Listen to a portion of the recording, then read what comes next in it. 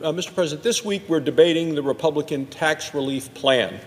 And I've had a telephone town hall meeting the other night along with Senator Enzi, talking to people from Wyoming and talking to them who've actually done the math, looked at the impact of the things that are included in this proposal, doubling the standard deduction and the child tax credits. People think it's a good deal for them personally. So there's a lot to like in this legislation.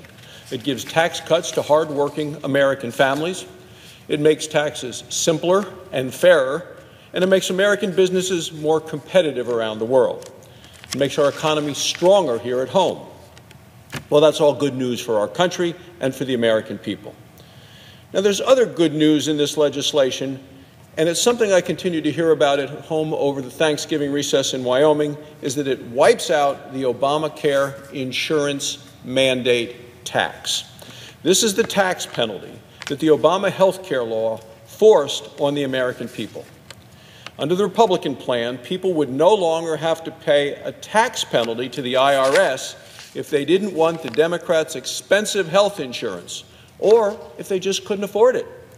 Now, we've seen health insurance premiums skyrocket over the past few years in this country, and it's because of the way Democrats wrote the health care law.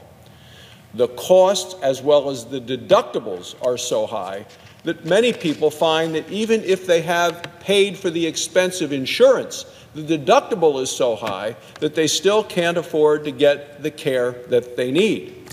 And the law says, though, no matter how expensive the insurance gets or how unusable it is for that individual, people by law still have to buy it or pay a tax. Families ought to be able to make decisions about what they want to buy and what works for them, not the government.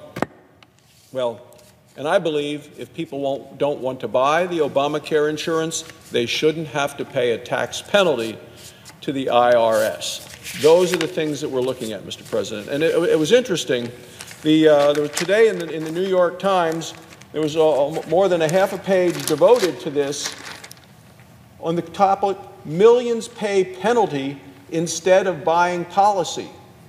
Who are they? Well, in the state of Wyoming, it's over 15,000 people paid over $5 million in fines to the IRS. This article today says 6.7 million tax filers paid the penalty in 2015. They said, well, who are they? Well, Mr. President, it's not surprising to you to know that the great majority of these, and 8 out of 10 who paid the fine, have an adjusted family income of less than $50,000. This says the $25,000 to $50,000 income range group had the highest share of people paying the penalty in 2015. Well, Mr. President, why do you think those people aren't able to buy the insurance? It's too expensive. It's not a good deal for them. That's why even the New York Times is reporting that the 25,000 to 50,000 income group, hardworking American families, had the highest share of people paying the penalty. And why couldn't they? Then they question, why did you pay the penalty? Because you couldn't afford the insurance. Right there, Mr. President, in black and white. And the average penalty, it points out in 2017, $708. That's money those families could use for many other things. But it's not enough compared to the cost of the insurance, which is even higher yet.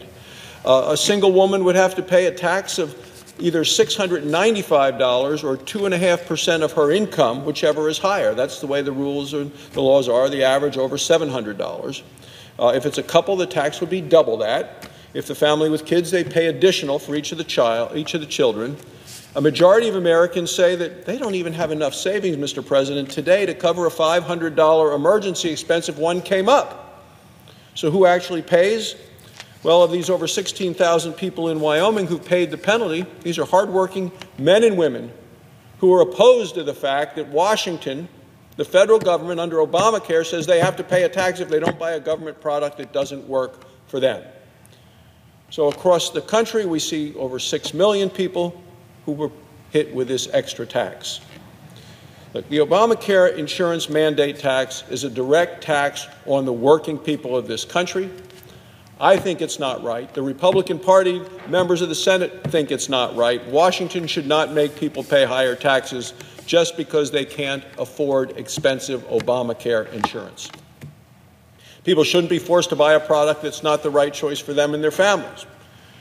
The Congressional Budget Office says that if we get rid of the insurance mandate, they say 13 million people will eventually decide, under their own free will, not to have insurance.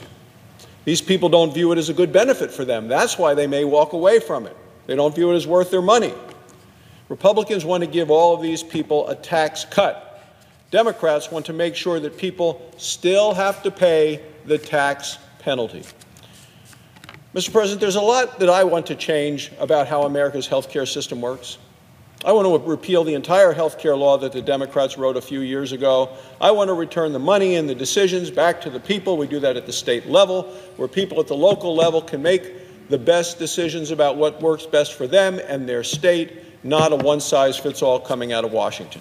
And I haven't given up on trying to get that done, because we need to make health care better in this country. In Wyoming, we're down to just one insurer willing to sell these policies, and that's happening more and more around the country. One, not a marketplace, but a monopoly. That's left many people at the breaking point. I got an email from one man in Sheridan, Wyoming, talked about the fact that his monthly premiums were going up more than $700 each month next year. That's for 2 adults, no children, a deductible of $6,000. He and his wife are stuck in a position where they'll have to pay more than $2,400 a month for insurance, or pay an extra tax. Another woman from Park County, Wyoming, wrote to me that her family had to switch insurance plans a couple of years ago. The coverage they had before was canceled. Why were so many? Why did 5,000 people in Wyoming lose their insurance? Why was it canceled? It's good enough for them, provided what they needed, but the government said it wasn't good enough for the government. Mr. President, that's wrong. This lady writes about the incredible increase in the cost. She said, what are we supposed to do? I've heard that from all corners of the state of Wyoming. What are they supposed to do? Mr. President, I don't believe that these people should face a choice between paying sky-high insurance premiums or a sky-high tax penalty to the IRS.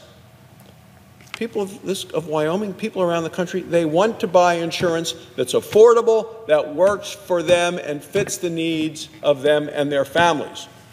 They just don't want to be forced to buy the insurance that Washington tells them they have to buy, because Washington, as we've seen in the past, thinks they know better than the American people. People want the coverage they need so they can go to the doctor that they want at lower costs. But, Mr. President, I wanted to point out also that the cost of insurance isn't the only problem that we're looking at right now. There are other parts of the health care law that may actually be harming patients. And as a physician, I received multiple medical journals, and there was a new study out in a conclusion in the Journal of the American Medical Association, their cardiology journal, that looked at Medicare patients who were hospitalized with heart failure. Many people across the country hospitalized with heart failure. It is a chronic condition where occasionally they have to go back in the hospital for additional treatment.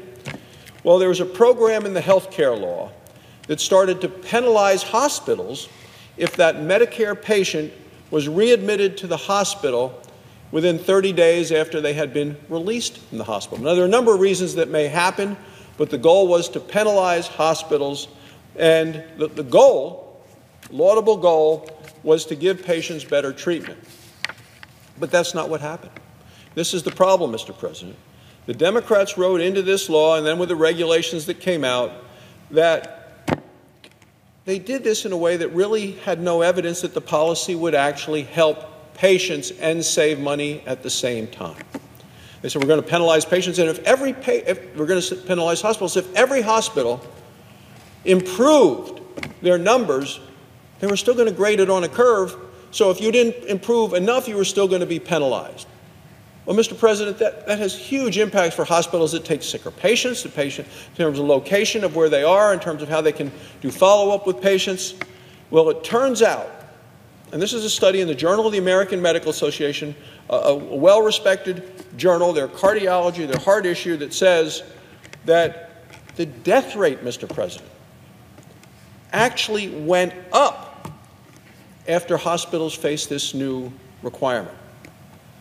The study was over 400 hospitals, over 110,000 patients, and the study found that an extra 5,400 people are dying every year just among heart failure patients because of the way the federal government has chosen to penalize hospitals around the country when patients are readmitted. It's interesting because what has happened is the readmission rates to the hospitals actually went down. The hospitals succeeded in keeping people out to avoid the penalty, but people died in the process. The Wall Street Journal, Mr. President, had an editorial about it last week. They concluded that if you were doing a drug trial on a drug that we're working on inventing to improve the lives of people, and they had the same results like this with 5,000 people dying, they would have shut it down long ago. That is the difference, Mr. President, and there's a deadly unintended consequence here of the Obama health care law. So the insurance mandate was supposed to keep premiums from rising. Premiums have gone way up anyway. Another unintended consequence of the law. In spite of good intentions, it's not what happened under the law that was passed and is the law of the land right now. Mr. President, I believe we should repeal the entire law. Until we can do that, we should do what we can to help the American people who are struggling to deal with this expensive insurance and what I believe is an unfair tax and fine that they must pay if they don't buy the insurance because they can't afford it, because it's not a good deal for them. It doesn't work for them or their family. I believe it's not just unpopular, it's un-American, Mr. President. It took away people's choices. It forced them to buy expensive insurance. Wasn't right for them. Mr. President, it's time for the insurance mandate to go away. We know it's a bad idea. We need to give people relief from this terrible tax. The people of Wyoming and the people of this country simply can't afford to wait any longer. It is time to repeal the mandate of the health care law. Thank you, Mr. President. I yield the floor.